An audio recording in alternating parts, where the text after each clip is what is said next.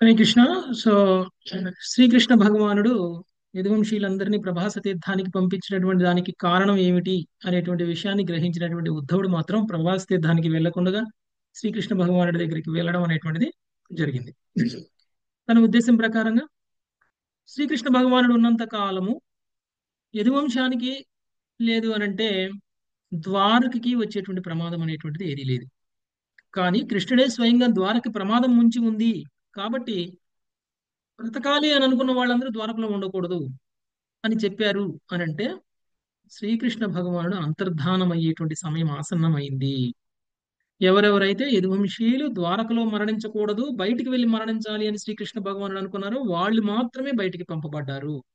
వాళ్ళందరూ కూడా భగవంతుడి యొక్క ధామానికి వెళ్ళడానికి అర్హత లేనటువంటి దేవతలు. ఆ దేవతల్ని తిరిగి వాళ్ళ దేవతాలోకాలకు పంపించడమే సరి అయినటువంటిది అని తెలుసుకొని, అందుకనే కృష్ణుడు ఇలా చేశారు అని తెలుసుకొని ఉద్ధవుడు శ్రీకృష్ణ భగవానుడి దగ్గరికి వెళ్ళి చాలా భావపూర్వకంగా ప్రార్థన చేయడం అనేటువంటిది జరిగింది. ఆల్రెడీ ఉద్ధవుడికి శ్రీకృష్ణ భగవానుడు అంటే ఆ, ఎంతో ప్రేమ, ఎంతో భక్తి. అలాంటి ఉద్ధవుడు శ్రీకృష్ణ భగవానుడు లేడు అనేటువంటి విషయాన్నే ఒక క్షణం కూడా తలుచుకొని ఉండలేనటువంటి వాడు. అందుకనే ప్రార్థిస్తూ, నువ్వు గనక అంతర్ధానం అయిపోయి నీ ధామానికి నువ్వు వెళ్ళాలి అని గనక నిశ్చయించుకున్నట్లయితే నన్ను కూడా తీసుకువెళ్ళు అని చెప్తున్నారు. మరి ఎందుకు ఉద్ధవుడు ఈ భూమి మీద ఉండాల్సినటువంటి అవసరం లేదు అనే దానికి కూడా ఆయన జస్టిఫికేషన్ ఇస్తున్నారు ఆయన ప్రార్థనలో. ఎందుకంటే భగవంతుడి యొక్క లీలల శ్రవణం మాత్రం చాలు భక్తులందరినీ ఉద్ధరించేస్తుంది. ఇంకా మ్, ఆ ఆ లీలల వల్ల భగవంతుడి మీద ప్రేమ కలుగుతుంది. ఆ లీలల వల్ల మనం మాయా ప్రభావం నుంచి కూడా బయటపడిపోతాం. అందువలన ఇక భగవంతుడి యొక్క లీలల శ్రవణం మీద ఆ, ఉత్సాహం వినా వినడానికి ఉత్సాహం ఉన్నటువంటి భక్తులందరూ కూడా చాలా సులువుగా ఈ యొక్క భౌతిక అంధకారాన్ని దాటి ఆధ్యాత్మిక విశ్వానికి భగవంతుడి యొక్క ధామానికి వెళ్ళగలరు. ఇంకా ఏం చెప్తున్నారు ఉద్ధవులు అంటే, ఎవరైతే ఎంతో కఠోరమైనటువంటి సాధన చేసి ఆధ్యాత్మికంగా నిరాకార బ్రహ్మం వరకు మాత్రమే వెళ్ళగలుగుతున్నారు, వాళ్ళందరికంటే ఉత్తమమైనటువంటి భక్తులు మాత్రమే నిరాకార బ్రహ్మాన్ని దాటి భగవంతుడి యొక్క ధామం వరకు వెళ్ళగలుగుతున్నారు. ఆ భక్తులు ఇంత కఠోరమైనటువంటి శ్రమ చేయకపోయినా, ఎందుకు అంటే వాళ్ళు కేవలం భగవంతుడి యొక్క రూపాన్ని వాళ్ళు ప్రేమిస్తున్నారు, భగవంతుడి యొక్క రూపానికి భ- ఆరాధన చేస్తున్నారు కాబట్టి స్వయంగా కృష్ణుడు కూడా మనకి 12వ అధ్యాయంలో చెప్పేశారు, ఎవరైతే నా యొక్క సాకార రూపాన్ని పూజిస్తారో వాళ్ళు నన్ను పొందడం చాలా సులువు, ఎవరైతే నా యొక్క నిరాకార బ్రహ్మానికి ఆరాధన చేస్తారో వాళ్ళ యొక్క మార్గం చాలా కఠినతరమైనటువంటి మార్గం అని చెప్పడం జరిగింది. ఈ నిరాకార బ్రహ్మాన్ని ఆరాధించేటువంటి వాళ్ళు రెండు రకాలుగా ఉన్నారు: బ్రహ్మవాదులు, మాయావాదులు. బ్రహ్మవాదులు భగవంతుడి యొక్క రూపం లేదు అని అనరు, బ్రహ్మవాదులు భగవంతుడి యొక్క రూపం మాయా అని అనరు. కానీ వాళ్ళకి నిరాకార బ్రహ్మం మీద మాత్రమే జ్ఞానం ఉంది. నిరాకార బ్రహ్మానికి మించి అంతకు పైన జ్ఞానం అనేటువంటిది వాళ్ళకి లేదు కాబట్టి వాళ్ళు కఠోరమైనటువంటి సాధన చేయడం వల్ల బ్రహ్మంలో లీనం అవ్వగలుగుతారు, నిరాకార బ్రహ్మంలో లీనం అవ్వగలుగుతారు. కానీ మాయావాదులు నిజానికి ఆధ్యాత్మికంగా ద్రోహులు. మాయావాదులు నిజానికి ఆధ్యాత్మికంగా ఆత్మహత్య చేసుకుంటున్నటువంటి వాళ్ళు. ఎందుకంటే భగవంతుడి యొక్క రూపం మాయా అనేటువంటి వాడు. భగవంతుడి యొక్క రూపం ఎప్పటికీ మాయ కాదు. భగవంతుడి యొక్క రూపం ఆధ్యాత్మికం. భగవంతుడు భౌతికంగా మన ముందు ఉన్నప్పటికీ ఆయన ఆధ్యాత్మిక రూపాన్ని ధరించి ఉంటారు. భగవంతుడు మాయ రూపం అంటే మరి ఎక్కడి నుంచి వచ్చింది అంటే నిరాకార బ్రహ్మం నుంచి వచ్చింది. మరి ఎందుకు వచ్చారు భగవంతుడు మాయలా, మాయ రూపంలో అని అంటే, ఆ మాయా రూపము అనేటువంటి మాధ్యమం ద్వారా మనం నిరాకార బ్రహ్మానికి వెళ్ళగలుగుతాము. అంటే భగవంతుడు నిరాకార బ్రహ్మం, ఎవరైతే అవతారాలు ఉన్నాయో ఇవన్నీ కూడా మాయ, ఇవన్నీ కూడా నిరాకార బ్రహ్మం నుంచి ఉద్భవించాయి. ఎందుకు ఉద్భవించాయి అని అంటే మనం అందరం ఆ నిరాకార బ్రహ్మానికి చేరుకోవడానికి సహకరించడానికి వచ్చినటువంటి అవతారాలు ఇవన్నీ. ఇది మాయావాదుల యొక్క తత్వం. అలాంటి తత్వము ఉన్నటువంటి వాళ్ళు, అలాంటి తత్వాన్ని దృష్టిలో, అలాంటి తత్వం దృష్ట్యా వాళ్ళు కనుక నిరాకార బ్రహ్మ ఆరాధన కనుక చేసినట్లయితే వాళ్ళు మాత్రం నిరాకార బ్రహ్మాన్ని కూడా పొందేది లేదు. ఇది ప్రభుపాదుల వారు చెప్పినటువంటిది. భగవంతుడి యొక్క రూపం పట్ల అపరాధం చేస్తున్నటువంటి వీళ్ళందరూ కూడా వాళ్ళు నరక లోకాలకు వెళ్తారు తప్ప కనీసంగా ఒక పుణ్యాత్ముడు పొందేటువంటి లోకానికి కూడా పొందడం అనేటువంటిది కష్టం. కాబట్టి ఉద్ధవుడి ఉద్దేశం ప్రకారం కూడా భక్తి యోగి సర్వోన్నతమైనటువంటి యోగి. ఎందుకంటే భక్తి యోగి పొందేటువంటి గమ్యము ఏ ఇతర యోగులు పొందరు. జ్ఞాన యోగులు, కర్మయోగులు, ధ్యాన యోగులు, ఇంకా ఏ ఇతర యోగులైనా సరే భక్తి యోగి పొందేటువంటి అత్యుత్తమమైనటువంటి లాభాన్ని పొందలేరు అనేటువంటిది ఆయన యొక్క ప్రార్థనలో తేల్చి చెప్పేశారు. ఇక ఈ మాటలన్నీ విన్నటువంటి శ్రీకృష్ణ భగవానుడు ఉద్ధవుణ్ణి ఉద్దేశించి ఏకాంతంగా మాట్లాడుతూ ఉన్నారు. శ్రీకృష్ణ భగవానుడు ఏకాంతంగా కేవలం ఉద్ధవుడికి మాత్రమే ఉపదేశం చేస్తూ ఉన్నారు. దాన్నే ఉద్ధవ గీత అని అంటారు. ఆ ఉద్ధవ గీత ఈ రోజు మనము 7వ అధ్యాయం నుంచి స్టార్ట్ చేయబోతున్నాం. చాలా తత్వం ఉంటుంది, చాలా జ్ఞానం ఉంటుంది. ఇదంతా కూడా శ్రీకృష్ణ భగవానుడు అంతర్ధానానికంటే ముందు ఇస్తున్నటువంటి జ్ఞానం. ఇంతకు ముందు ఏ విధంగా అయితే భగవద్గీతని ఆ అర్జునుడికి ఇచ్చారో ఆ విధంగా ఇప్పుడు ఉద్ధవుడికి ఇస్తున్నారు. ఈ సంభాషణ జరిగేటువంటి సమయంలో మైత్రేయుడు కూడా విన్నారు. కానీ మైత్రేయుడిని ఉద్దేశించి కృష్ణుడు చెప్పలేదు. చెప్పింది కేవలం ఉద్ధవుడికి మాత్రమే. కృష్ణుడు ఈ సంభాషణ జరిగేటప్పుడు ఉద్ధవుడికి చెప్పేటప్పుడు కనీసం మైత్రేయుడి వైపు కూడా చూడలేదు. మైత్రేయుడు ఉండి వింటున్నారు అంతే, కానీ మైత్రేయుడి వైపు కూడా చూడలేదు. చెప్తున్నది ఉద్ధవుడికి, చూస్తున్నది ఉద్ధవుడి వైపు. కాబట్టి ఉద్ధవుడికి ఉద్దేశించి మాత్రమే చెప్పబడింది. ఇది కేవలం విశుద్ధ భక్తులకి మాత్రమే ఉద్దేశించబడింది. మరి ఎందుకు మైత్రేయుడికి ఇవ్వబడింది అని అంటే, మైత్రేయుడు ఉద్ధవుడి స్థాయిలో ఉన్నటువంటి భక్తుడు కాకపోవచ్చు. కానీ భవిష్యత్తులో ఉద్ధవుడు లేనటువంటి సమయంలో మైత్రేయుడు తన జ్ఞానాన్ని, తన లీలల్ని, తన అంతర్ధాన లీలని ఇతరులకు ప్రచారం చేయగలుగుతాడు. తరువాత ఈ ఎవరికైనా సరే, ఎంత భక్తుడు కానటువంటి వాడికైనా సరే భవిష్యత్తులో భక్తి యోగంలో పురోగమిస్తాడు అని అనుకున్నటువంటి వాళ్ళకి కొంత జ్ఞానం అనేటువంటిది శ్రీకృష్ణ భగవానుడు ఇస్తారు. దాన్ని ఉద్దేశించాడు. ఇప్పుడు మనందరికీ కూడా అర్హత లేకపోయినా కానీ భక్తుల యొక్క సాంగత్యం ఎందుకు దొరుకుతుంది? భక్తుల యొక్క సాంగత్యంలో సాధన చేయటం వల్ల మనకి తెలియని జ్ఞానం మనకు తెలుస్తుంది, తెలియని భక్తి మనకు తెలుస్తుంది, భగవంతుడి యొక్క ధామానికి వెళ్ళేటువంటి సులువైనటువంటి మార్గం మనందరికీ తెలుస్తుంది. అంటే భగవంతుడి యొక్క కరుణ మనందరి మీద ఎంతగా ఉంది అని అంటే, పాపాత్ములను కూడా పతితులను కూడా పవిత్రం చేయడానికి భగవంతుడి యొక్క కరుణను కురిపిస్తున్నారు. అలాంటప్పుడు మైత్రేయుడు లాంటి వాళ్ళు జ్ఞానాన్ని పొందితే తప్పేంటి? ఆయన కూడా చాలా గొప్ప ఆధ్యాత్మికవేత్త. అలాంటి మైత్రేయుడే తరువాత సమయంలో ఏదైతే జ్ఞానం శ్రీకృష్ణ భగవాను నుంచి విన్నారో అది విదురుడికి కూడా చెప్పడం అనేటువంటిది జరిగింది. ఒకవేళ అప్పుడు విదురుడు మరి ఎంత విశుద్ధ భక్తుడు! శ్రీకృష్ణ భగవానుడికి ఇష్టమైనటువంటి ఒక భక్తులలో విదురుడు కూడా ఒకడు. నిజానికి పాండవుల తరపున రాయభారిగా హస్తినాపురానికి వెళ్ళినప్పుడు విదురుడి దగ్గరనే ఆతిథ్యం పొందారు శ్రీకృష్ణుడు. మరి ఎవరి దగ్గరికి వెళ్ళకుండా విదురుడి దగ్గరికి వెళ్ళారంటే విదురుడు ఎంత సన్నిహితుడు, ఎంత గొప్పవాడు అయితే తప్ప శ్రీకృష్ణ భగవానుడు విదురుడి ఇంట్లో ఉండడానికి ఒప్పుకోలేదు. మరి విదురుడికి ఉన్నటువంటి అర్హత ఏమిటి? విదురుడు ఒక ఒక శూద్రురాలి పుత్రుడు అనే, లేదంటే విదురుడు ఒక రాజునే, లేకపోతే విదురుడు ఒక మంత్రేనా? కాదు. విదురుడికి ఉన్నటువంటి క్వాలిఫికేషన్ కేవలం శ్రీకృష్ణ భగవానుడి పట్ల భక్తి, శ్రద్ధ. దీని కారణంగా శ్రీకృష్ణుడు విదురుడి దగ్గరికి వెళ్ళారు. ఈ విధంగా ఇంకొక శ్రీకృష్ణుడికి విదురుడికి మధ్య ఉన్నటువంటి సంబంధం గురించి తెలుసుకోవాలి అని అంటే, విదురుడు మైత్రేయుడి దగ్గరికి వెళ్ళినప్పుడు మైత్రేయుడు విదురుడికి చెప్పారు, శ్రీకృష్ణ భగవానుడి అంతర్ధాన లీల సమయంలో నేను కూడా అక్కడే ఉన్నాను, శ్రీకృష్ణుడు అంతర్ధానం అవుతూ నిన్ను స్మరించారు అని అన్నారు. నీ గురించి గుర్తు తెచ్చుకున్నారు. భవిష్యత్తులో విదురుడు వస్తాడు, విదురుడు వచ్చినప్పుడు ఈ జ్ఞానాన్ని విదురుడికి ఇవ్వండి అనేటువంటి విషయాన్ని శ్రీకృష్ణుడు అంతర్ధాన సమయంలో ఇప్పుడు ఏదైతే మనం చెప్పుకోబోతున్నామో ఉద్ధవ గీత, దాని గురించి చెప్పారు. ఆ మాట చెప్పగానే విదురుడికి భావోద్వేగం అయిపోయింది. ఎందుకు? మనం అందరం కూడా ఆ శరీర త్యాగం చేసేటువంటి సమయంలో భగవంతుణ్ణి స్మరించాలి అని తపస్సులు చేస్తాం. ఎవరిని ఎవరిని స్మరించాలి అని తపస్సు చేస్తామో ఆయనే మనల్ని గుర్తు తెచ్చుకుంటే, అద్భుతం ప్రభుజీ, సో అద్భుతం. విదురుడి విషయంలో అదే జరిగింది. సో ఏంటి, కృష్ణుడు అంతర్ధాన సమయంలో నన్ను గుర్తు తెచ్చుకున్నాడా, ఇలాంటి తుచ్చమైనటువంటి వ్యక్తిని కృష్ణించుకున్నాడా అని చాలా భావోద్వేగం అయిపోయి ఆయన కళ్ళమ్మటి నీళ్లు ఆగలేదు.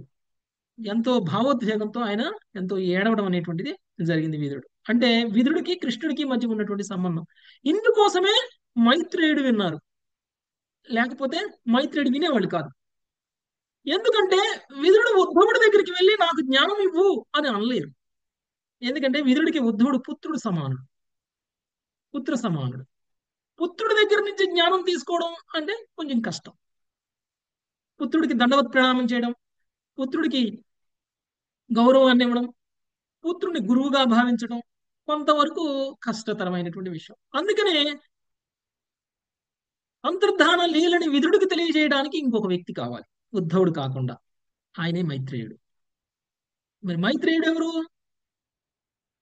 మైత్రేయుడు వ్యాస ఋషి, వీళ్ళిద్దరూ కూడా గురు సోదరులు. మైత్రేయుడికి ఆ వ్యాసుడికి గురువు ఎవరండి? యాక్చువల్ గా మైత్రేయుడు పరాశర ముని యొక్క శిష్యుడు. పరాశర ముని యొక్క శిష్యుడు. సో ఆ విధంగా మైత్రేయుడు వ్యాసుడి యొక్క సమకాలీనుడు. మైత్రేయుడు వ్యాసుడి యొక్క సమకాలీనుడు. అంటే విదురుడికి ఏమవుతాడు? వ్యాసుడు తండ్రి కాబట్టి సమకాలీనుడు అయినటువంటి తండ్రి వరుస ఉద్ధవుడు అవుతాడు. తండ్రి వరస అవుతారు. సో తండ్రి వరుస అయినటువంటి వ్యక్తిని గురువుగా స్వీకరించడం, తండ్రి వరుస అయినటువంటి వ్యక్తికి నమస్కారాలు తెలియజేయడం, తండ్రి వరుస అయినటువంటి వ్యక్తికి దండవత్ ప్రణామం చేయడం తప్పు లేదు. కాబట్టి విదురుడికి తెలియజేయడం కోసం ఇక్కడ మైత్రేయుడు కూడా వినాల్సినటువంటి సందర్భం ఏర్పడింది. అది మనకి రాబోయేటువంటి అధ్యాయాలలో మనకి తెలుస్తుంది. సో ఈ రోజు కృష్ణుడు ఏం మాట్లాడబోతున్నారు ఉద్ధవుడితోటి అనేటువంటిది, ఏకాంతంగా మాట్లాడబోతున్నారు అనేటువంటిది మనం చూద్దాం.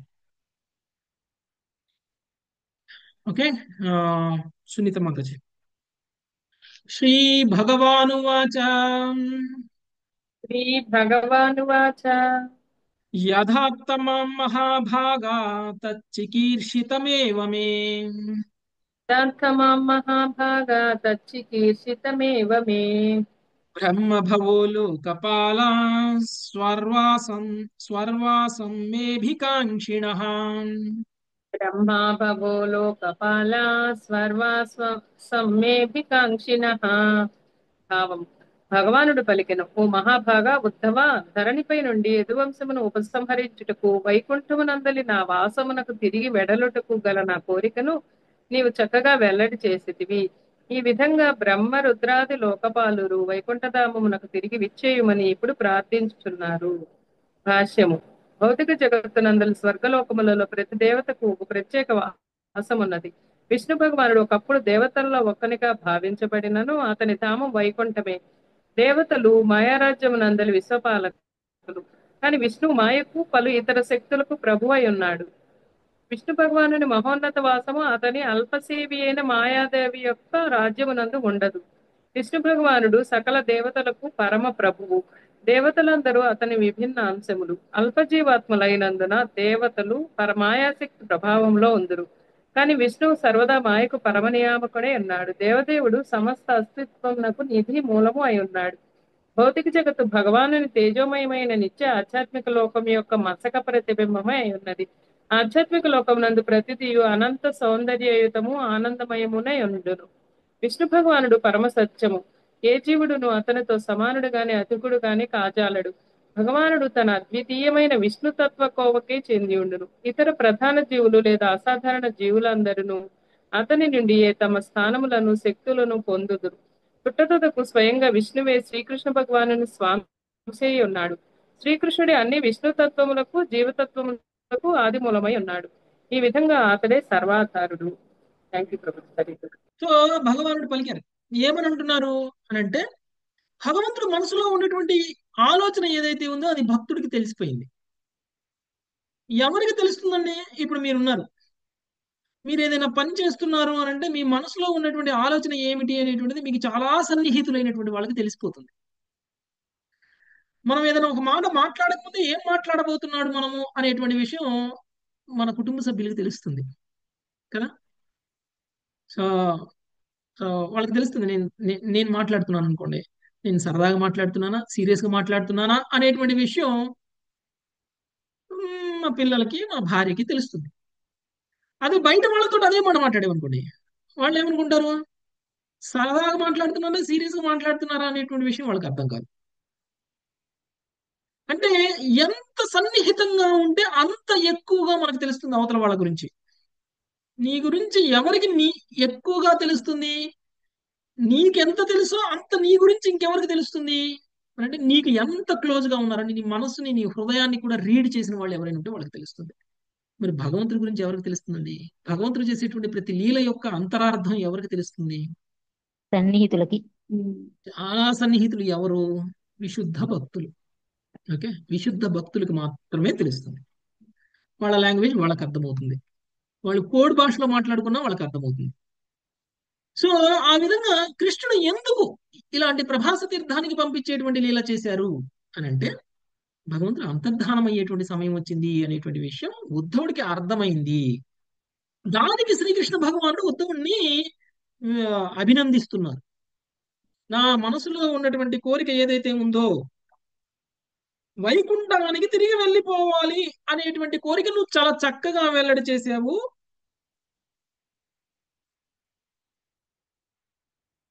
బ్రహ్మరుద్రాది లోకపాలు వైకుంఠధామంకు తిరిగి విచ్చేయమని కూడా వాళ్ళు ప్రార్థించుచున్నారు. ఇంతకు ముందు విన్నాం కదండి మనం, బ్రహ్మదేవుడు కూడా వచ్చి ఇక నువ్వు వైకుంఠ లోకానికి వెళ్ళాలి అని ప్రార్థన చేయడం అనేటువంటి జరిగింది శ్రీకృష్ణ భగవానుడు. అంటే శ్రీకృష్ణ భగవానుడు ఆవిర్భావానికంటే ముందు కూడా బ్రహ్మరుద్రాది దేవతలందరూ కూడా ప్రార్థన చేశారు. శ్రీకృష్ణ భగవానుడి అంతర్ధానానికంటే కూడా ముందు బ్రహ్మరుద్రాది దేవతలందరూ కూడా ప్రార్థన చేశారు. ఈ భూమి మీద అవతరించమని ప్రార్థన చేశారు. ఈ భూమిని వదిలేసి తిరిగి తన యొక్క ధామానికి వెళ్ళిపోవాలి అని కూడా ప్రార్థన చేశారు. అంటే దేవతల కోరిక మీదకి వచ్చారు, దేవతల కోరిక మీదకి తిరిగి వెళ్తున్నారు. ఓకే, అది భగవంతుడి యొక్క లీలల యొక్క ముఖ్య ఉద్దేశం. దేవతలు అని అంటే భగవంతుడి యొక్క భక్తులు. భక్తులు కోరుకుంటే భగవంతుడు అవతరిస్తారు. భక్తులకి చాలు నీ అవతారాన్ని చాలించు అని అంటే భగవంతుడు అవతారాన్ని చాలించి వేస్తారు. అంటే భగవంతుడు ఈ భౌతిక విశ్వానికి పరమైనటువంటి వాడు. ఈ భౌతిక విశ్వంలోనికి భక్తుల కోరిక మీదకి వస్తూ పోతూ ఉంటారు. కానీ ఈ భౌతిక విశ్వాన్ని పూర్తిగా వదిలేస్తున్నారా? ఏమాత్రం వదలట్ల.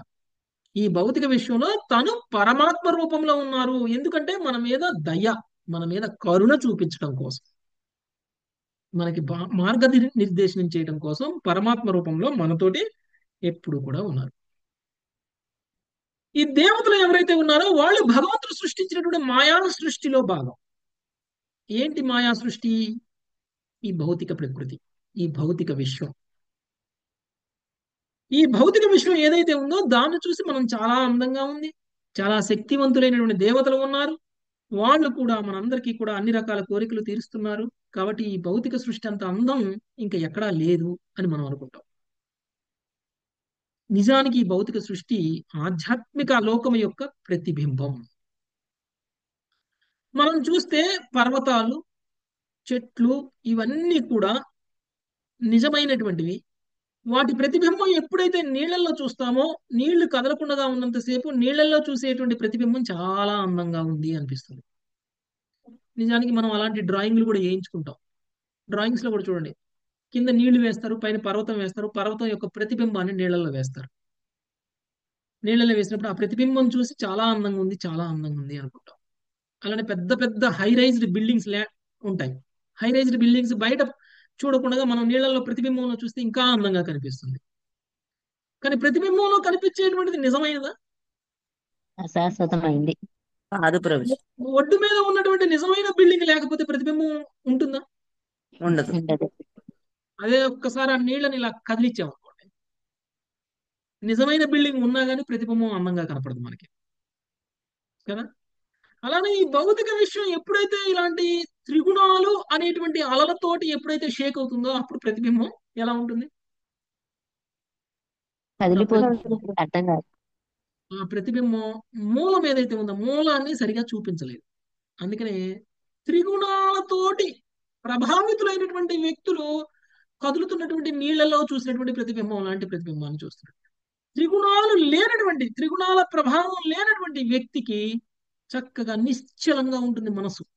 నిశ్చలమైనటువంటి మనసు నిశ్చలమైనటువంటి నీళ్లతో సమానం. నిశ్చలమైనటువంటి నీళ్లలో ప్రతిబింబం ఎంత చక్కగా కనిపిస్తుందో అంత చక్కగా నిశ్చలమైనటువంటి మనసు ఉన్నటువంటి వ్యక్తి ఆధ్యాత్మిక విశ్వాన్ని దర్శనం చేసుకోగలుగుతాడు. ఆధ్యాత్మిక విశ్వం యొక్క జ్ఞానం అనేటువంటిది వాళ్ళకి తెలుస్తుంది. సో ఆ విధంగా ఈ భౌతిక విశ్వమే శాశ్వతం అనుకునేటువంటి వాళ్ళు ముందు త్రిగుణాల యొక్క ప్రభావం నుంచి బయటికి రావడం కోసమైనా కానీ బయటకు వస్తే తప్ప వాళ్ళకి నిజమైనటువంటి సుఖం, నిజమైనటువంటి ఆనందం వైకుంఠ లోకంలో ఉంది అనేటువంటి విషయం వాళ్ళకి తెలియదు. చివరికి విష్ణువు కూడా భగవంతుడి యొక్క అంశ, స్వాంశ. స్వాంశలు విభిన్న అంశలకి మూలమైనటువంటి శ్రీకృష్ణ భగవానుడికి వైకుంఠ లోకం ఉంది ఆధ్యాత్మిక విశ్వంలో. ఆ వైకుంఠ లోకాన్ని గోలోక బృందావనం అని అంటారు. ప్రతి దేవతకి అంటే ప్రతి విష్ణువు యొక్క అవతారానికి ఒక వైకుంఠ లోకం ఉంది. వైకుంఠం అంటే ఒక్కటి కాదు, వైకుంఠం అంటే ఒక్కటి కాదు, అనేక వైకుంఠాలు ఉన్నాయి. ఎన్ని అవతారాలు ఉన్నాయో, ఎన్ని స్వాంశలు ఉన్నాయో అన్ని వైకుంఠ లోకాలు ఉన్నాయి. ఎన్ని స్వాంశలు ఉన్నా కానీ ఈ స్వాంశలన్నీ కూడా మూలమైనటువంటి శ్రీకృష్ణ భగవానుడి యొక్క శక్తి విస్తారాలే కాబట్టి మూలమైనటువంటి శ్రీకృష్ణ భగవానుడి యొక్క వైకుంఠ లోకం కూడా మూలమైనటువంటి మూలం మిగిలిన వైకుంఠ లోకాలకి. ఆ విధంగా దేవతలు కానీ ఈ భౌతిక విశ్వంలో ఉన్నటువంటి జీవులు కానీ ఆధ్యాత్మిక విశ్వంలోకి వెళ్ళడానికి భగవంతుడు వివిధ వైకుంఠాలను ఏర్పాటు చేసి వివిధ వైకుంఠాలలో ఉన్నటువంటి వివిధ స్వాంశాలని ఇక్కడికి పంపించడం అనేటువంటి జరుగుతుంది. అంటే రాముడు ఈ భూమి మీద అవతరించక ముందు కూడా రాముడికి సంబంధించినటువంటి వైకుంఠ లోకంలో తాను నిత్యం విలసితమై ఉన్నారు. ఇతర అవతారాలన్నీ కూడా ఈ భూమి మీదకి రాక ముందు కూడా ఉన్నారు, వచ్చిన తర్వాత కూడా ఉన్నారు, తిరిగి వెళ్ళిపోయిన తర్వాత కూడా ఉంటారు. సో ఈ విధంగా ఎలా అయితే భగవంతుడు శాశ్వతమో భగవంతుడి యొక్క వివిధ వైకుంఠాలలో ఉన్నటువంటి వివిధ అవతారాలు, స్వాంశలతో ఉన్నటువంటి అవతారాలన్నీ కూడా శాశ్వతమే. ఏ వైకుంఠ లోకానికి వెళ్ళినా శాశ్వతమైనటువంటి వైకుంఠ లోకమే. కాబట్టి దేవతాలోకాలకు వెళ్ళి నేను శాశ్వతంగా సుఖాన్ని అనుభవించాలి అని అనుకునే వాళ్ళు తెలుసుకోవాల్సింది ఏంటంటే దేవతాలోకాలు కూడా శాశ్వతమైనటువంటి సుఖాన్ని ఇవ్వలేవు. దేవతాలోకాలు దాటి బ్రహ్మలోకాన్ని దాటి వైకుంఠ లోకానికి వెళ్తే తప్ప శాశ్వతమైనటువంటి సుఖం అనేటువంటిది దొరకదు. మన భావానికి అనుగుణంగా మనం ఏ అవతారానికి ఆకర్షితులమవుతామో విష్ణు అవతారాలకి, స్వాంశలకి మాత్రమే, దేవీ దేవతల గురించి మాట్లాడట్లేదు. భగవంతుడి యొక్క స్వాంశలకి ఏ స్వాంశకి మీరు ఆకర్షితులవుతారో ఆ స్వాంశకి సంబంధించినటువంటి వైకుంఠ లోకానికి మనము వెళ్ళవచ్చు. అక్కడ ఆ రూపానికి మనం నిత్యం సేవలు చేసేటువంటి అవకాశాన్ని పొందవచ్చు. ఓకే, సో అది మనం తెలుసుకోవాల్సినటువంటి విషయం. హరే ఇక్కడ కృష్ణ ప్రభుజీ, ఒక సందేహం ప్రభుజీ. లీలలు చేసేటప్పుడు ఇక్కడికి వస్తారు కదా ప్రభుజీ, ఆయనతోటి వచ్చినప్పుడు వేరే వేరే వైకుంఠ లోకాల్లో ఉన్నటువంటి భక్తులు కూడా రావడానికి అవకాశం ఉన్నాయా ప్రభుజీ? ఈయన లీల ఇప్పుడు లేదు. ఆయన వైకుంఠ లోకంలో ఉన్న భక్తులు ఆయనతో వస్తారు, దేవతా లోకాల్లో ఉన్న వాళ్ళు వస్తారు. ఇప్పుడు మీకు వాళ్ళకి అవకాశం ఉండదా ప్రభుజీ? మీకు నరసింహస్వామి మీద ప్రేమ ఎక్కువ ఉంది అనుకోండి, నరసింహస్వామి వచ్చినప్పుడు మీరు వస్తారు. హరే కృష్ణ ప్రభుజీ, చిన్న డౌట్ ప్రభుజీ. రాముడి మీద ప్రేమ లేనప్పుడు, రాముడి మీద మీకు ఆకర్షణ లేనప్పుడు రామలీలల్లో మీరు ఎలా ఉంటారు? ఎస్ ప్రభు, ఉమాపతి ప్రభు. ఇప్పుడు దేవతలు వాళ్ళకి ఇప్పుడు భగవంతుడికి సేవ చేశారు కదా, వాళ్ళని ఎందుకు ఆయన తీసుకొని పోలేకుండా వాళ్ళ దేవతా లోకాలకే పంపిస్తున్నారు? ఎందుకు అంటే దేవతలు భక్తులంతా ఉత్తమమైనటువంటి భక్తి చేయలేదు. ఓకే, యాక్చువల్గా దేవతలకు కూడా ఉన్నటువంటి ప్రాబ్లం ఏమిటంటే వాళ్ళకు ఉన్నటువంటి అమితమైనటువంటి ఐశ్వర్యం, అమితమైనటువంటి సుఖం, తర్వాత దీర్ఘాయుష్యం. వీటి కారణంగా దేవతలు ఏం చేస్తున్నారు? భక్తిలో పురోగమించలేకపోతున్నారు. అందరు దేవతల గురించి కాదు, కొంతమంది. మాక్సిమం అవకాశాలు తక్కువగా ఉన్నాయి భక్తిలో పురోగమనం. ఇప్పుడు చాలా ఐశ్వర్యవంతుడికి దేవుడి దగ్గరకు వచ్చి దండం పెట్టంటే ఎలా ఉంటాడు? తక్కువ మంది ఉంటారు కదా, చాలా తక్కువ మంది ఉంటారు. నా ఐశ్వర్యానికి నేనే కారణం అనుకుంటారు, భగవంతుడికి నేను ఎందుకు దండం పెట్టాలి అని అనుకుంటారు. అందుకనే దేవతలు భగవంతుడి యొక్క ధామానికి వెళ్ళడానికి ఉన్నటువంటి సాధన మనుషులు భగవంతుడి యొక్క ధామానికి వెళ్ళడానికి ఉన్నటువంటి సాధన కంటే కూడా కఠోరమైనటువంటి సాధన. ఇంతకుముందు మనం చెప్పుకున్నాం, ఎల్కేజీ పిల్లాడికి ఇచ్చే ఎగ్జామ్ పేపరు 10th క్లాస్ పిల్లాడికి ఇచ్చే ఎగ్జామ్ పేపరు రెండు ఒకే స్థాయిలో ఉండవు కదా. అలానే దేవతలు ఎగ్జామ్ పాస్ అవ్వాలి అని అంటే వాళ్ళు రాసే పరీక్ష కొంచెం కొంచెం కష్టతరం ఉంటుంది. ఎందుకంటే వాళ్ళు ఆ స్థాయిలో ఉన్నారు కాబట్టి. అంటే దేవతా లోకాలకు ఎందుకు వెళ్ళారండి? మరి మనుషులుగా ఉన్నప్పుడే వాళ్ళు భగవంతుడి యొక్క ధామానికి వెళ్ళొచ్చు కదా అని అంటే, భగవంతుడు వాళ్ళని అర్హత ఉన్నటువంటి వాళ్ళని భగవంతుడికి సేవకులుగా నియమించుకుంటారు. ఇప్పుడు భక్తులు ఉన్నారనుకోండి, భగవంతుడికి సేవ చేయడానికి ఇక్కడ అక్కడ అని చూడరు. కానీ అక్కడికి వెళ్ళిన తర్వాత పతనం అవ్వకుండా వాళ్ళని వాళ్ళు చూసుకోవాల్సినటువంటిది బాధ్యత వాళ్ళకి.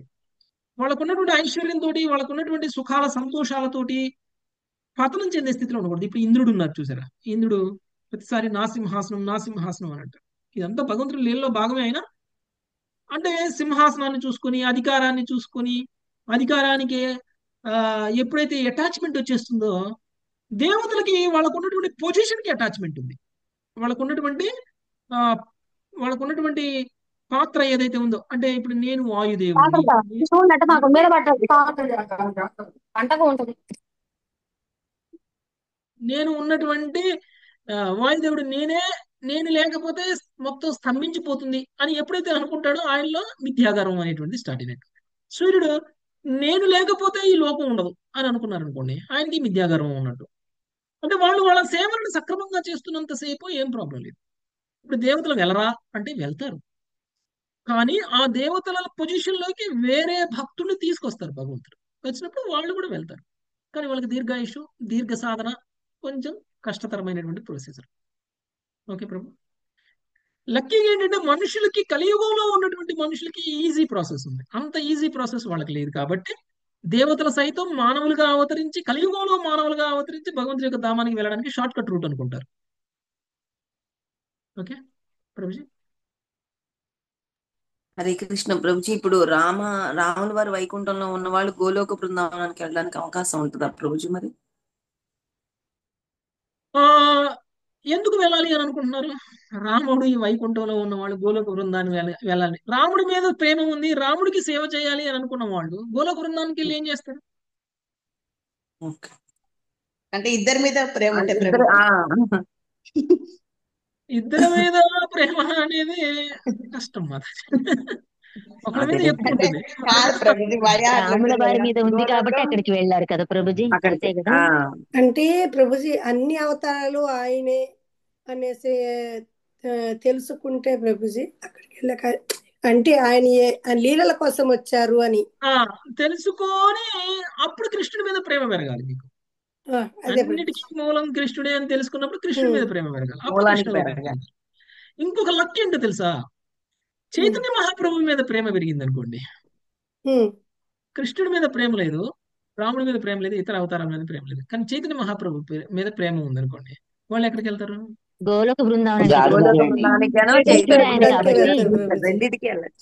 ఒకే జీవి రెండుగా విడిపోయి, ఒకటి గోలోక బృందావనానికి, ఒకటి చైతన్య మహాప్రభు యొక్క వైకుంఠ లోకానికి.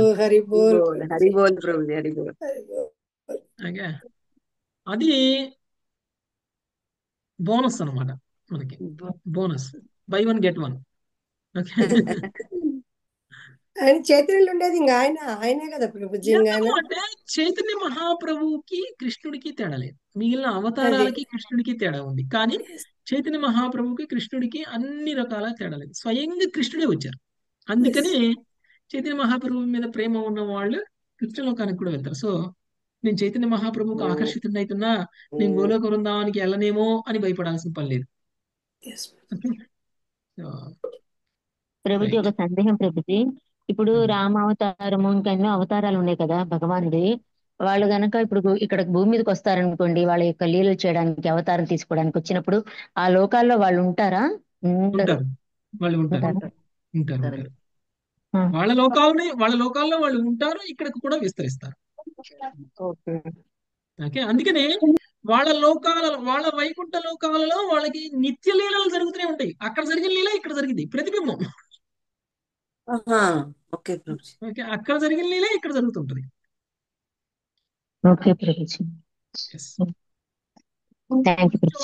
కొంచెం అటు ఇటు అవ్వచ్చు లీలలో, సిచ్యువేషన్స్ బట్టి, పరిస్థితులను బట్టి కొంచెం అటు ఇటు అవ్వచ్చు. 100% కాకపోయినా అక్కడ జరిగిన దానికంటే ఎక్కువ జరగచ్చు, అక్కడ జరిగిన దానికంటే కొంచెం తక్కువ జరగచ్చు. నెక్స్ట్ శ్లోకం. ప్రభుజీ ఇంకోటి కూడా అంటారు కదా ప్రభుజీ, మనము కృష్ణుడి దగ్గర నుంచి వచ్చిన వాళ్ళమే కృష్ణుడికి కనెక్ట్ అవుతాము, రాముడి దగ్గర నుంచి వచ్చిన వాళ్ళు ఆయనకే కనెక్ట్ అవుతారు, ఇంకా అవును మార్పు ఉండదు అని కూడా అంటారు కదా. అవును అవును అవును సహజమైనటువంటి ప్రేమ మనకు సహజమైనటువంటి ప్రేమ ఉంది కదా భగవంతుడి పట్ల. సో అవును. మనకి ఏ అవతారాన్ని ఏ లోకం నుంచి వచ్చామో ఆ లోకానికి వెళ్తాం మనం కూడా. Yes. ఇంకోటి కూడా ఉంది మాతాజీ, మీరు రాముడి లోకం నుంచి వచ్చి కృష్ణుడి మీద ప్రేమ పెంచుకుంటే తిరిగి కృష్ణుడి లోకానికి కూడా వెళ్ళొచ్చు, అలా ఏం లేదు. ఓయ్, ఛాన్సెస్ రెండు బెనిఫిట్. అది ఎందుకంటే మూలం ఆయనే కాబట్టి. ఛాన్సెస్ కృష్ణుడి దగ్గరికి ఛాన్సెస్ రాముడి దగ్గరికి వెళ్ళడానికి ఎక్కువ ఉంటాయి, ఎందుకంటే రామలోకం నుంచి వచ్చినప్పుడు సహజమైనటువంటి ప్రేమ అక్కడ ఉంటుంది కాబట్టి సహజంగా రాముడి యొక్క రూపానికి ఆకర్షితులవుతాం, రాముడి యొక్క గుణకర్మలకి ఆకర్షితులవుతాం. ఓకే స్వామి కొంతమంది అంతే కదా. మా ఇంట్లోనే జరిగింది ప్రభుజీ. మా నాన్నగారు ఉమ్, రామ భక్తులు ప్రభుజీ. మా అమ్మ ఉమ్, మొదటి నుంచి కూడా ఈమె కృష్ణ భక్తురాలు. నేను ఉమ్, మా అన్నయ్య మేమేంటంటే ఎక్కువ ఇటే వచ్చాను. నేనైతే అసలు మొత్తం ఇటే వచ్చాను చిన్నప్పటి నుంచి కూడా. భగవద్గీత చదవడము, మా నాన్న మళ్ళీ ఒళ్ళో కూర్చోబెట్టుకుని రామకీర్తనలు అవి చేస్తుంటారు. వింటాను, పాడతాను, భజన చేసేదాన్ని. నాకు తెలిసి నాకు ఇప్పటికి కూడా గుర్తు. మళ్ళీ ఇటు వచ్చేసరికి అమ్మ దగ్గర కూర్చొని ఇవి చదవడం, ఇవి నేర్చుకోవడం అవి జరిగింది. ఉమ్. మీరు అన్నది గుర్తొస్తుంది ప్రభుజీ. వస్తుంది మాతాజీ, డిపెండ్స్ సిచ్యువేషన్స్ మనల్ని కృష్ణుడి వైపు లాగేసి కృష్ణుడు కూడా మనల్ని లాగేసుకున్నారు అనుకోండి, Yes, ప్రభుజీ. హరిబోల్. కృష్ణ భక్తుల సాంగత్యంలోకి వచ్చేసారు అనుకోండి, అయిపోతుంది. ఎస్ ప్రభుజీ, ఇలాగే వచ్చేసాం. Yes okay. రెండవ శ్లోకం ఉమాపతి ప్రభు. మయా నిష్పాదితం హ్యత్ర దేవ కార్యమశేషతః నిష్పీడితం యత్ర దేవ కార్యమశేషతః యథర్థమవతీర్ణోహం అంశేన బ్రహ్మణార్ధితః తమవతీర్థోహం యదత్తమః యదర్థమవతీర్ణోహం అంశని బ్రహ్మణాతీతః. బ్రహ్మదేవుడు ప్రార్థించగా నేను నా సాంసమైన బలదేవునితో పాటు ఈ జగత్తులో అవతరించి దేవతల పక్షమున పలు కార్యములు చేసి తిని ఇక ఇచ్చట నా కార్యము ఇప్పుడు పూర్తయినది. హరే కృష్ణ ప్రభుజీ. అవతార లక్ష్యం గురించి చెప్తున్నారు. నేను బ్రహ్మదేవుడు పిలిస్తే ప్రార్థిస్తే నా స్వాంశి అయినటువంటి బలరాముడితో కలిసి నేను వచ్చాను. సో ఇక్కడ తెలిసిపోతుంది బలరాముడు కృష్ణుడు వేరు కాదు అని. ఓకే, తనే విస్తరించారు తన సేవకుడులా. ఓకే, సో ఆ విధంగా బలరాముడితోటి కలిసి నేను వచ్చాను అని చెప్తున్నారు. నెక్స్ట్ మూడవ శ్లోకం. ప్రభుజీ చిన్న సందేహం ప్రభుజీ. ఇప్పుడు శ్రీరాముల లోకంలో, నరసింహ లోకంలో బ్రహ్మదేవుడు వాళ్ళు ఉంటారా ప్రభుజీ? ఉండరా? ఏంది? ఇప్పుడు రామావతారం అంటే వైకుంఠం ఉంది కదా ప్రభుజీ, అక్కడ వైకుంఠాలు ఉన్నాయి కదా. ఇప్పుడు ఇక్కడ బ్రహ్మగారు ఈ విష్ణుమూర్తిని ప్రార్థించుకున్నట్లు ప్రార్థిస్తే ఆయన అవతారాలు తీసుకుంటారు కదా ప్రభుజీ. అలాగే అక్కడ కూడా ఉంటారా ప్రభుజీ బ్రహ్మగారు? ఏం మాట్లాడుతున్నారు మాతాజీ, మొత్తం కాన్సెప్ట్ అంతా రివర్స్ చేస్తున్నారు. బ్రహ్మదేవుడు అక్కడ ఎందుకు ఉంటారు మాతాజీ? భౌతిక విషయంలో ఉంటారు. ఓకే, ఆయన్ని కోరుకోవడం కూడా ఉంటుందా ప్రభుజీ అంటున్నారు? ఎవరిని కోరుతారు? ఎవరిని కోరుతారు? ఇప్పుడు విష్ణుమూర్తిని కోరుతున్నారు కదా ప్రభుజీ, ప్రతిసారి విష్ణుమూర్తిని కోరుతారు ప్రభుజీ. ఏ అవతారం రావాలన్నా విష్ణువు దగ్గరికి వెళ్తారు.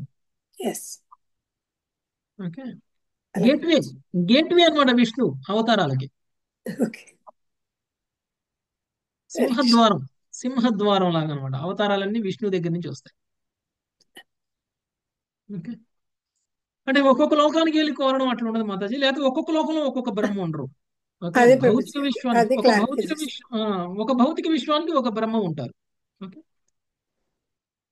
నెక్స్ట్ మూడవ శ్లోకం రామారావు ప్రభుజీ. కులం వైశాప నిర్దగ్ధం నక్షత్యన్యోన్య విగ్రహాత్. సుకోమల మాత చదవండి. ఎన్నో శ్లోకం ప్రభుజీ? కులం వైశాఖ చదవండి రామారావు. కులం వైశాప నిర్దగ్ధం సంక్షత్యన్యోన్య విగ్రహాత్ సముద్ర సప్తమేహ్యేనాం పురీం చాప్లావయిష్యతి. సముద్ర సప్తమేహ్యేనాం పురీం చాప్లావయిష్యతి. ఇప్పుడు బ్రాహ్మణ శాపమున పరస్పరం పోరాడితే యదువంశం నిక్కముగా నశింపగలదు. నేటికి 7వ రోజు సముద్రం ఉప్పొంగి ఈ ద్వారకను ముంచివేయగలదు.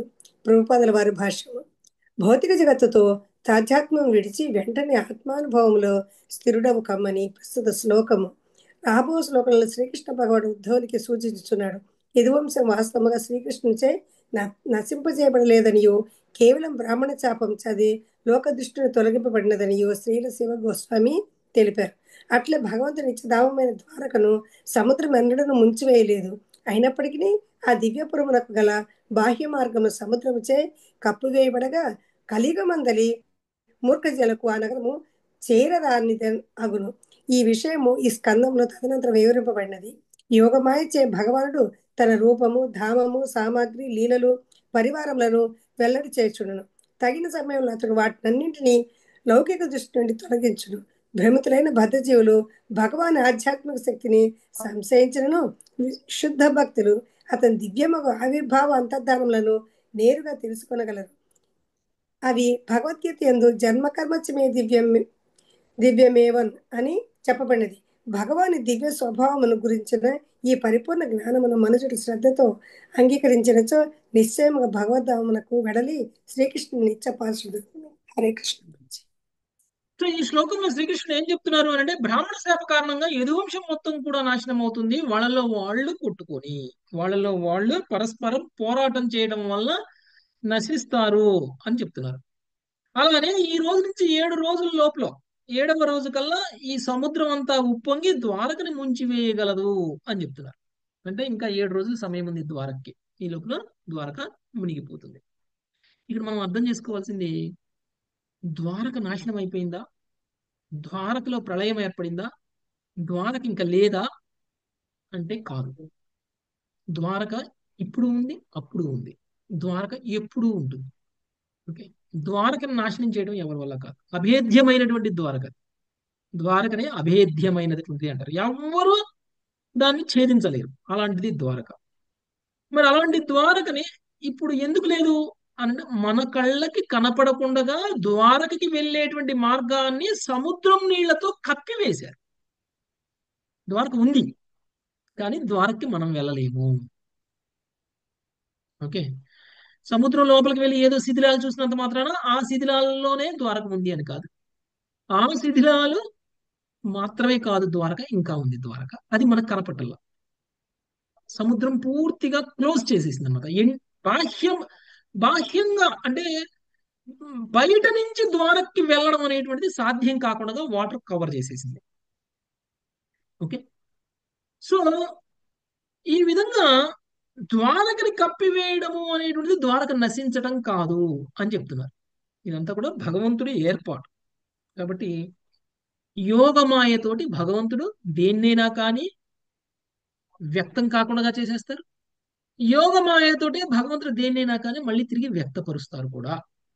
అది భగవంతుడి యొక్క లీల, భగవంతుడి యొక్క శక్తి. విషయం తెలుసుకున్నాం ప్రభుజీ వేళ. చాలా బాగా. రామారావు ప్రభుజీ మ్యూట్ చేయండి ప్రభు, బ్యాక్గ్రౌండ్ నాయిస్ వస్తుంది.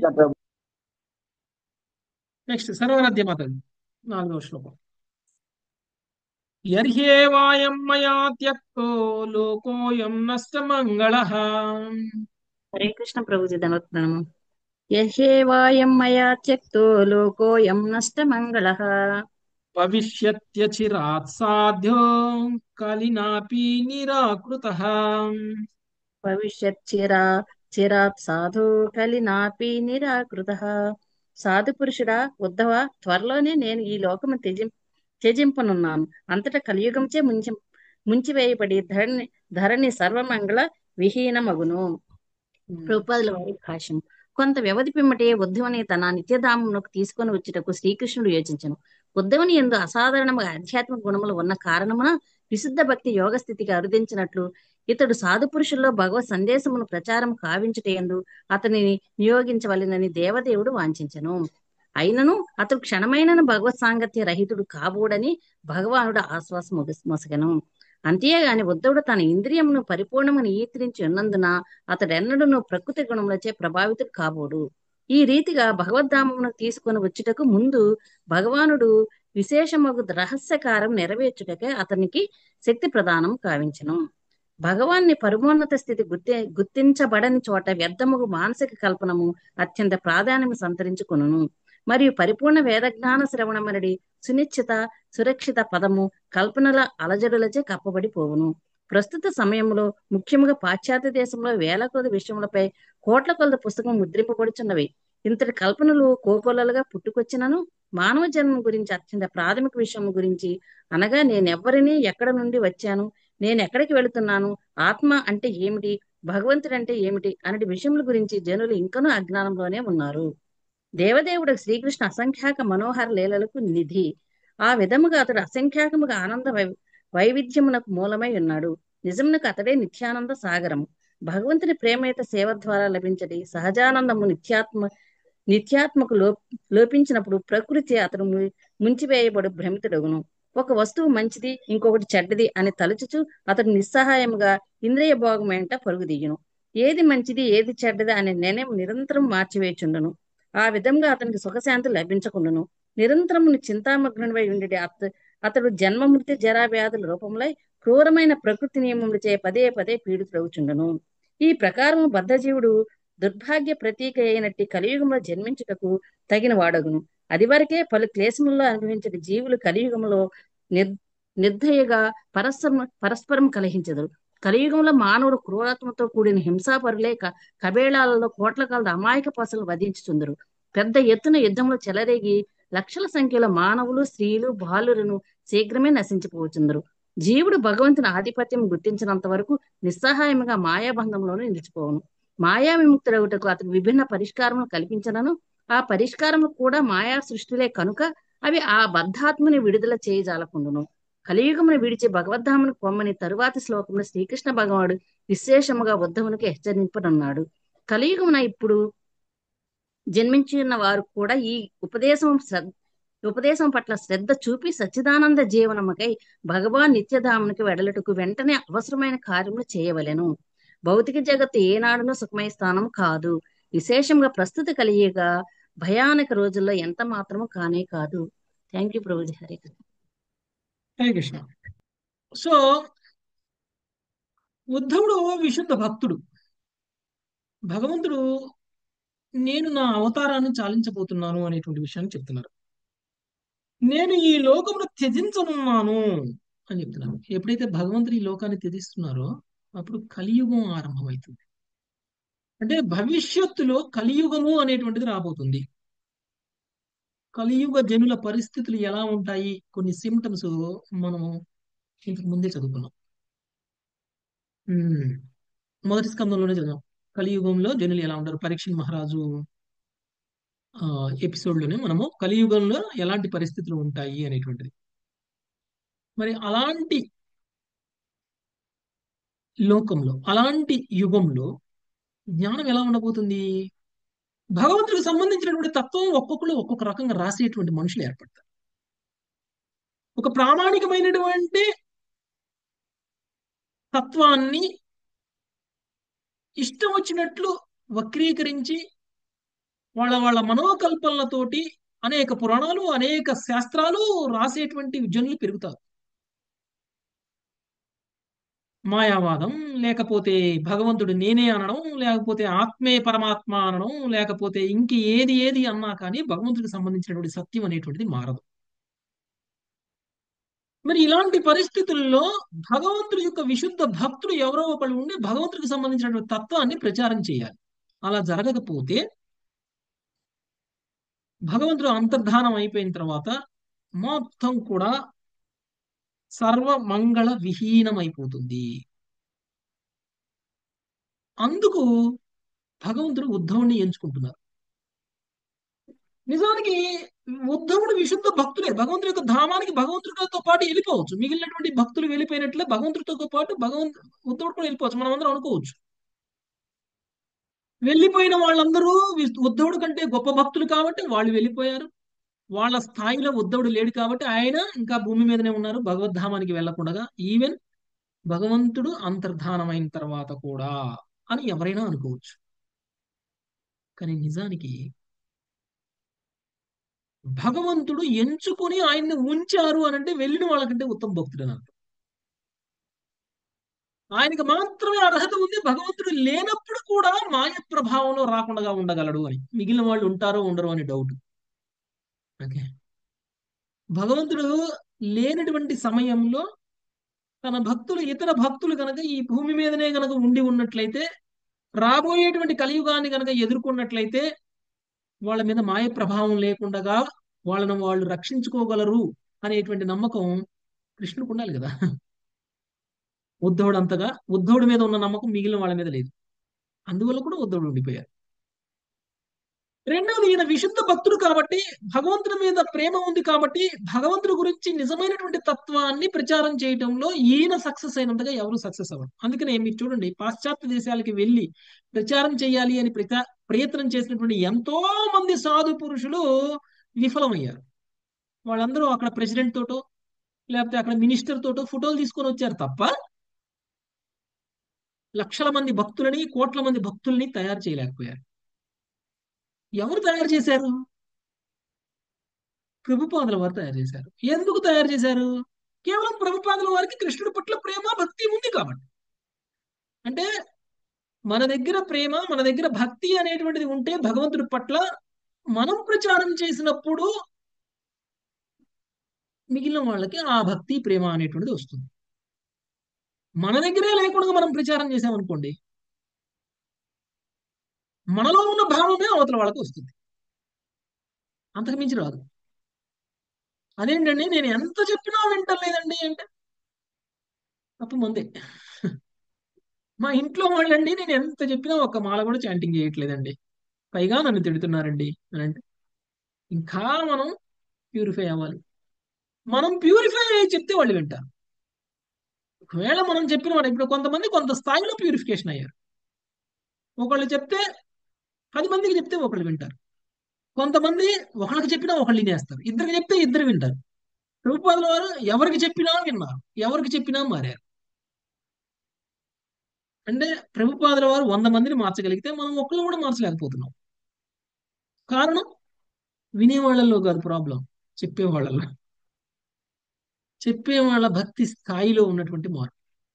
అందుకని ప్రభుపాద లెవెల్లో ఎవరు భక్తుల్ని చేయలేకపోయారు. ప్రభుపాద విస్తరించిన విధంగా ఎవరు కూడా మందిరాలని అన్నింటినీ విస్తరించలేకపోయారు. మళ్ళీ ఆ స్థాయిలో భక్తులు రావాలి. ఆ స్థాయిలో ఉన్నటువంటి భక్తుడు ఎవరు అంటే ఉద్ధవుడు. అందుకనే భగవంతుడి యొక్క అంతర్ధాన లీల గురించి, భగవంతుడి యొక్క ఇతర లీలల గురించి సాధు పురుషుల మధ్యలో చర్చించటానికి ఉద్ధవుడు ఉండాలి. ఎవరికి పడితే వాళ్ళకి కాదండి. మనం కూడా చెప్తాం. హరినామాన్ని ఎవరికి చెప్పొచ్చండి? హరినామం పట్ల విశ్వాసం ఉన్న వాళ్ళకి చెప్పాలి. హరినామం పట్ల విశ్వాసం లేని వాళ్ళకి మనం చెప్పొచ్చా? అది నామాపరాధాల్లో ఒకటి, తెలుసా? అవును ప్రభుజీ, విశ్వాసం లేని వారితో చెప్పకూడదు. విశ్వాసం లేని వారికి భగవన్నామ ప్రచారం చేయడం అనేటువంటిది అపరాధం. ఓకే, నామాపరాధం. మరి అలానే ఉద్ధవుడు కూడా భగవంతుడి యొక్క లీలల గురించి ప్రచారం చేయాలంటే ఎవరి దగ్గరికి వెళ్ళి ప్రచారం చేయాలి? సాధు పురుషుల మధ్యలో ప్రచారం చేయాలి కదా. సాధు పురుషులు అంటే భగవంతుడి యొక్క భక్తులకి, ఇతర భక్తులు ప్రచారం చేయాలి. అందరు భక్తులకి తెలియదు కదండి భగవంతుడి యొక్క అంతర్ధాన లీల, కేవలం ఉద్ధవుడికి తెలుసు. అందుకని ఉద్ధవుడిని ఎంచుకొని ఉద్ధవుడిని ఉంచాలి అని అనుకున్నారు. అందుకని ఉద్ధవుడు ఉండిపోయారు. అంతేకాని ఉద్ధవుడికి అర్హత లేక కాదు. ఓకే, నెక్స్ట్ 5వ శ్లోకం ప్రమీల మాతాజీ. నవస్తవ్యం త్వయైవేహ మయా త్యక్తే మహీతలే. నవస్తవ్యం త్వయైవేహ మయా త్యక్తే మహీతలే. జనో భద్రరుచిర్భద్రా భవిష్యతి కలౌ యుగే. జనో భద్రరుచిర్భద్రా భవిష్యతి కలౌ యుగే.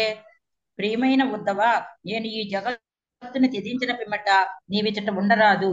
వచ్చా, నీవు పాపరహితుడువు. కానీ కలియుగ మానవులు నానా రకములకు పాప కార్యానురక్తులై ఉందురు. అందువలన నీవిచట వసించరాదు. భాష్యం. ఆధ్యాత్మిక జగత్తులో వనరించడి దివ్యలీలను ప్రకటించుటకు భగవానుడు స్వయముగా ధరణికి అవతరించునని కలియుగమునందు మానవులు ఎరుగకుందురు. భగవంతుని ఆధిపత్యం పట్ల శ్రద్ధ చూపక కలియుగ పతితాత్ములు కలహములో మునిగి పరస్పరము క్రూరముగా పీడించుకొందురు. కలియుగ జనులు దూషిత పాపకర్మ రద్దులైన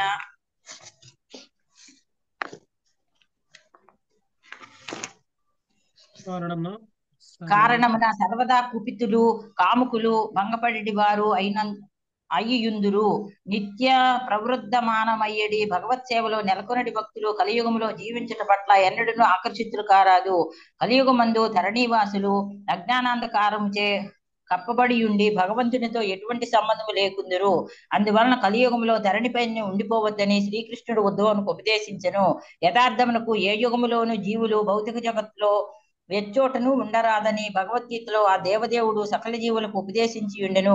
కనుక ప్రతి జీవుడు కలియుగ ఒత్తిడులను ఒక అవకాశముగా కొని భౌతిక జగత్తు యొక్క వ్యర్థ స్వభావమును ఎరిగిన వాడై శ్రీకృష్ణ భగవానుని పాదపద్మములకు శరణజొచ్చవలను.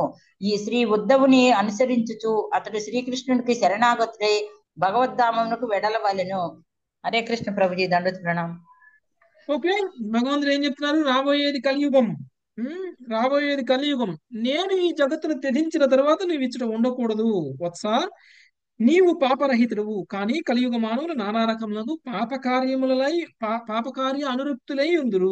అందువలన నీవిచ్చట వసించరాదు. అంటే కలియుగం వచ్చేదాకా ఉండద్దు. కలియుగం రాకముందే నువ్వు వచ్చేసేయి అని చెప్తున్నారు. ఓకే, ఒకసారి కలియుగం వచ్చేసింది, నువ్వు ఇక్కడే ఉండిపోయావు అని అంటే అలాంటి పాపాత్ముల మధ్యలో నువ్వు ఉండలేవు. ఓకే, నువ్వు ఉండలేవు, ఎందుకంటే నువ్వు పాపరహితుడివి అని చెప్తున్నారు. కాబట్టి కలియుగ సిమ్టమ్స్ గురించి మనం ఎక్కువ డీటెయిల్ గా మాట్లాడుకోవాల్సినటువంటి అవసరం లేదు. సో భగవంతుడితో ఎటువంటి సంబంధము లేకుండా ఉంటారు కలియుగంలో జనులు. కానీ ఉద్ధవుడు అలా ఉండగలుగుతాడా? భగవంతుడికి సేవాభావం అనేటువంటిది ఉండదు కలియుగ జనులకి. వాళ్ళల్లో వాళ్ళు కలహించుకుంటారు, స్వార్థపరులు. భక్తిలో కూడా స్వార్థం ఉంది ఇక్కడ.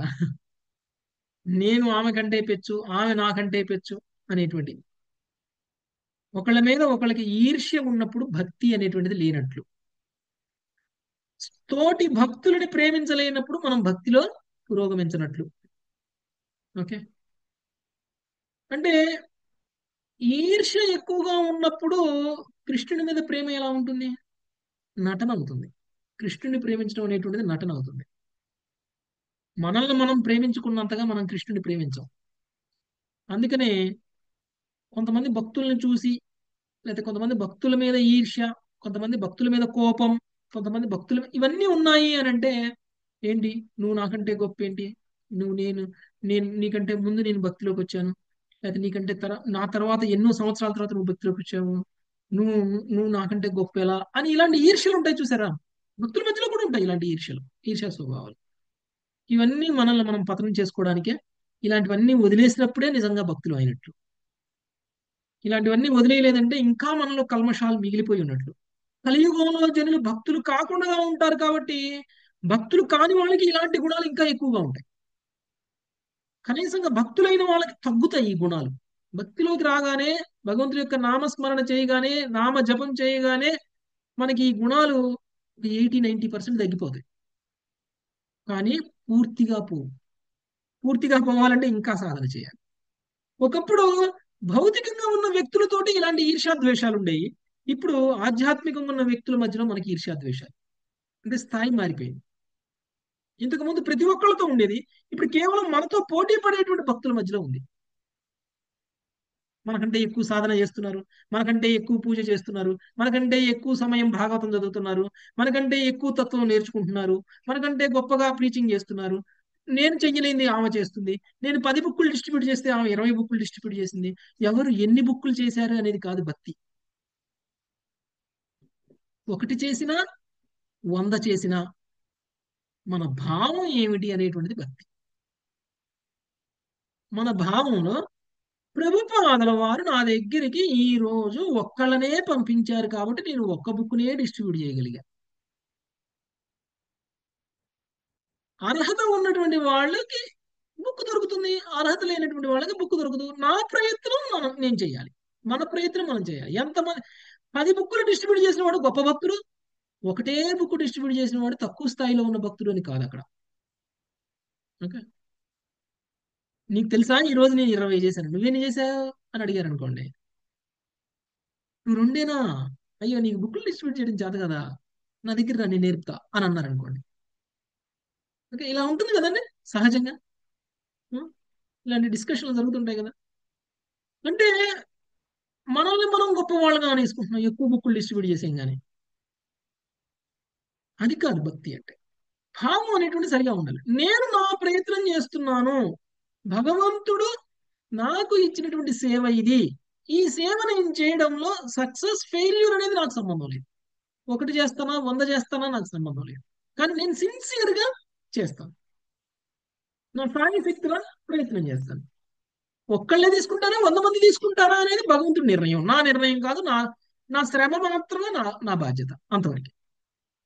ఎప్పుడైతే మనం ఈ ఆలోచనలోకి వస్తున్నామో అప్పుడు మనలో ఉన్నటువంటి ఇలాంటి భౌతిక గుణాలు లేనట్లు. ఓకే, ఇవన్నీ భౌతిక గుణాలు. ఎన్ని చేశాను లెక్కేసుకోవడం, ఎంత చేశాను లెక్కేసుకోవడం, నీకంటే ఎక్కువ చేశానా నీకంటే తక్కువ చేశానా అని అనుకోవడం, ఇవన్నీ భౌతిక గుణాలు. ఇవన్నీ ఆధ్యాత్మిక గుణాలు కాదు. ఆధ్యాత్మికమైనటువంటి పురోగమించినటువంటి వాళ్ళు ఆలోచించాల్సినటువంటి విధానం కాదు ఇది. కాబట్టి ఇలాంటి ఒక పరిస్థితి, భౌతిక గుణాలు తీవ్రంగా, అంటే కలియుగంలో చాలా మంది అలానే ఉంటారు. అందుకోసమే మనం భక్తిలోకి రావాల్సినటువంటి అవసరం ఉంది. కాబట్టి అలాంటి వాళ్ళ మధ్యలో ఉద్ధవుడు ఉండగలరా అంటే ఉద్ధవుడు ఉండలేరు. అలాంటి వాళ్ళను ఉద్ధరించడం కోసం మరి ఉద్ధవుడు ఏదో ఒకటి చేసుకోవాలి కదా.